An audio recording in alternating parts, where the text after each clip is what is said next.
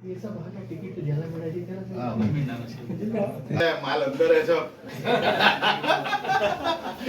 आहे का रे पार्टीचा माझा विषय असा आहे याबद्दल निवडणूक बद्दल असा विषय माझा थोडेसे जेव्हा राजकारण करतात समाजकारण करतात तर त्यांना निवडणूक मध्ये भाग घेतलेला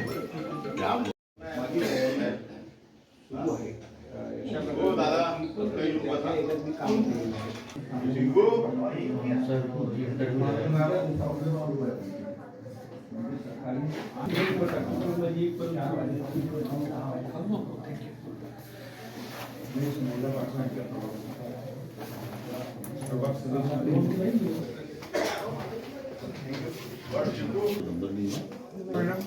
हात मागे तर आता येऊन गेले ब्रह्मा मस्के त्या प्रभागामधून तुम्ही निवडणूक लढवणार आहे प्रभाग 26 कोणत्या प्रवर्गातून?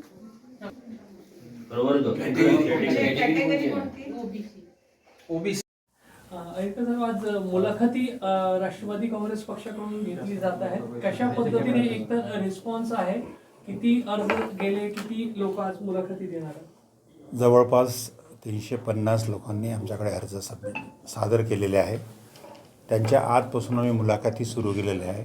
त्यामध्ये आम्हाला आमची तयारी जी आहे 151मध्ये आम्ही करतो आहे. नागपूरचे 151 उमेदवार आम्हाला द्यायचे आहे.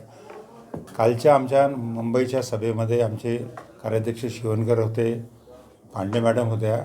त्या ठिकाणी आमच्या प्रांताध्यक्षांनी सांगितलं की महायुतीमध्ये आपण आहो, युतीशी आपण चर्चा करू.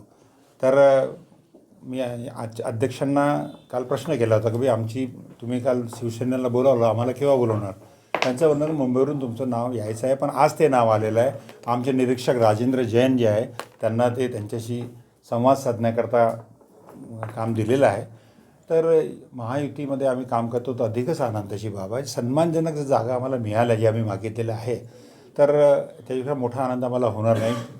कारण की मोठ्या निवडणुका विधानसभेत, लोकसभेच्या निवडणुकीमध्ये आम्ही त्यांना भरघोस प्रामाणिकपणे पूर्ण मदत करतो. तर आमची इच्छा आहे की या निवडणुकीमध्ये आमच्या लोकांना त्यांनी न्याय द्यावा अशी आमची विनंती आहे. सन्मानजनक जागा म्हणजे तुमच्या नजरेतून किंवा तुमच्या पक्षाच्या नजरेतून किती? तो सन्मान म्हणजे 15% जागा, फक्त 15% जागामध्ये 20 ते 22च मागतो आहे आम्ही 151 पैकी. समजून घ्या.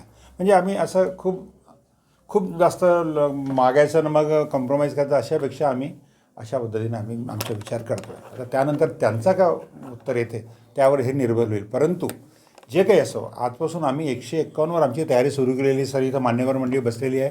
आजपासून मुलाखती सुरू केलेल्या आहे. आज उद्या परवा 3 दिवसामध्ये आमच्याकडे पूर्ण एक्झॅक्टली आम्ही किती उमेदवार आमच्याकडे येतात ते आम्ही तुम्हाला कळवू. म्हणजे तुमची स्वबळाची तयारी अजूनही कायम आहे?